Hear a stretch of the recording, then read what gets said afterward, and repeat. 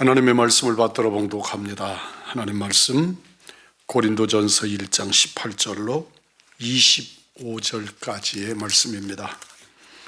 십자가의 도가 멸망하는 자들에게는 미련한 것이요 구원을 받는 우리에게는 하나님의 능력이라. 기록된 바 내가 지혜 있는 자들의 지혜를 멸하고 총명한 자들의 총명을 폐하리라 하였으니, 지혜 있는 자가 어디 있느냐? 선비가 어디 있느냐? 이 세대의 변론가가 어디 있느냐? 하나님께서 이 세상의 지혜를 미련하게 하신 것이 아니냐? 하나님의 지혜에 있어서는 이 세상이 자기 지혜로 하나님을 알지 못하므로 하나님께서 전도에 미련한 것으로 믿는 자들을 구원하시기를 기뻐하셨도다.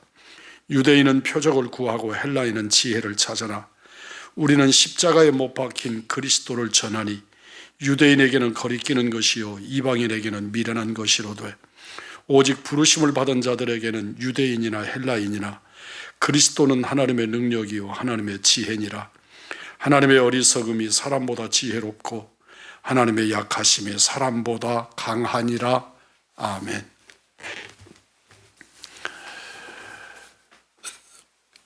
지구를 지구촌이라고 부르는 것을 아주 실감나게 하는 이 코로나19 역병의 사태를 겪으면서 여러분은 얼마나 힘들고 어려운 시간들을 보내고 계십니까?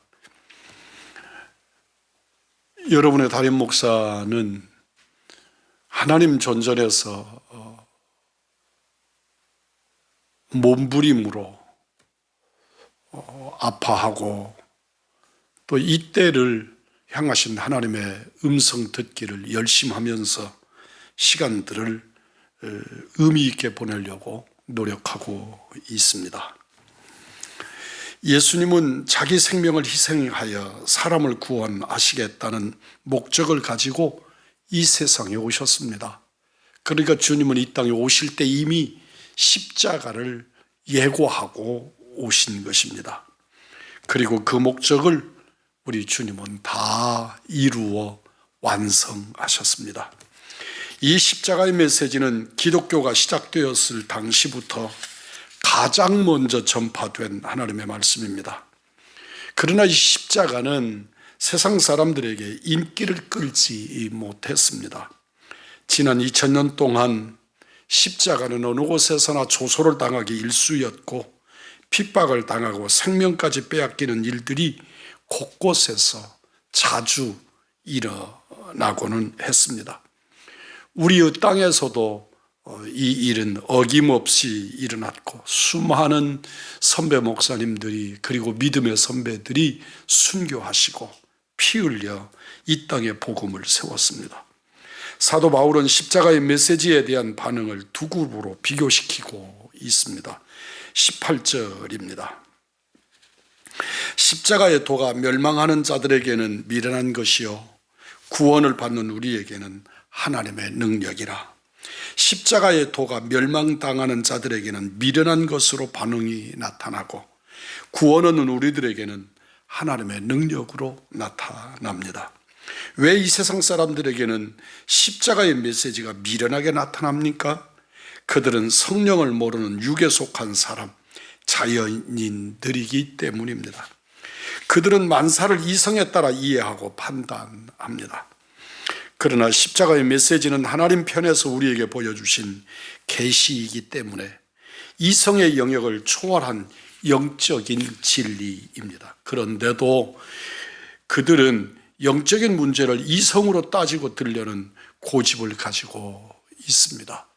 경기도지사가 하나님 앞에서 이 코로나19 사태를 빌미로 예배를 어떻게 하라, 또 이렇게 어떻게 하면 벌을 주겠다, 이런 일들을 말하는 것들도 세상의 이성을 가지고 하나님의 교회를 판단하는 행위입니다.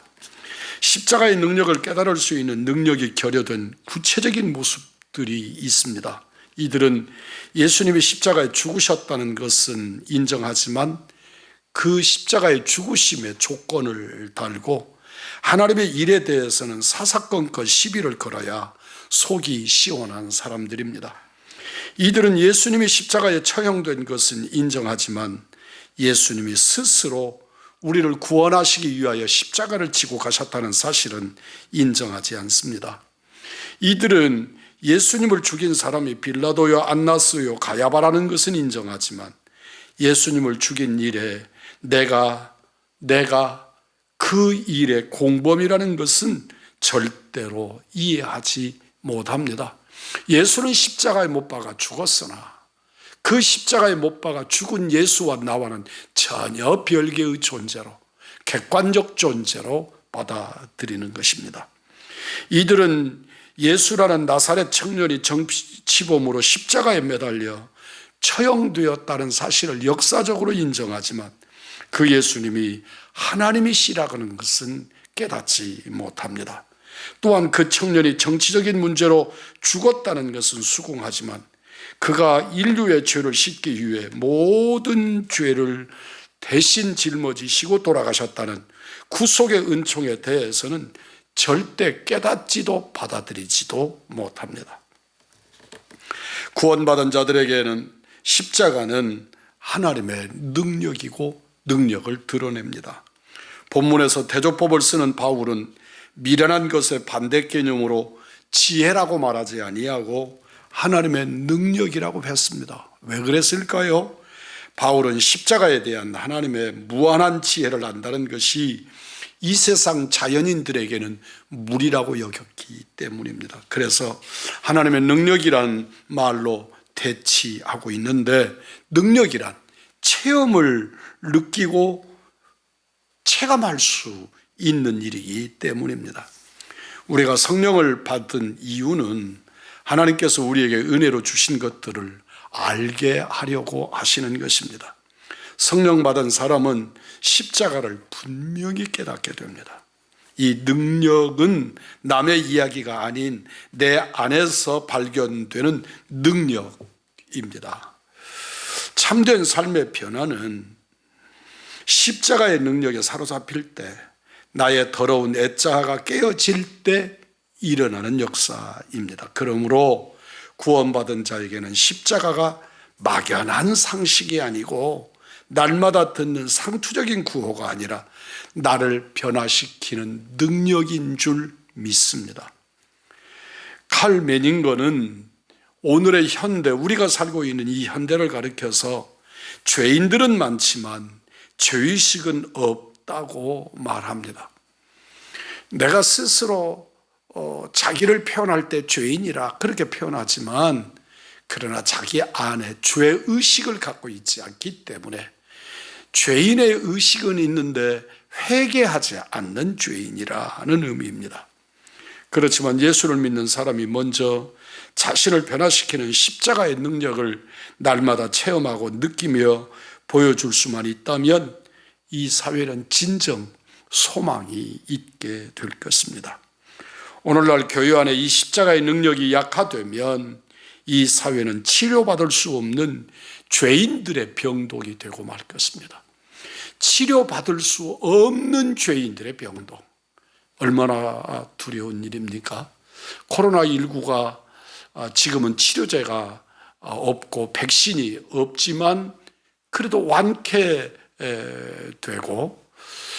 그렇게 1만 명 가까이 이 확진 판정을 받았지만 그러나 거기서 사망자는 약 100명 조금 넘는 그런 숫자가 되는 것은 치유를 받고 있기 때문에 그런 것이거든요. 그런데 우리가 죄인의 병동에서 구속의 은혜는 받지 못하면서 구원받아서 하나님의 나라를 누리지는 못하면서 그게 죽음의 병동이라면 이 얼마나 두려운 현장이겠습니까? 중요한 것은 그 십자가가 그 죽음의 병동에서 능력이 되어 역사할 수 있도록 마음의 문을 활짝 열고 십자가를 받아들이십시오. 그리고 그 십자가를 바라보십시오.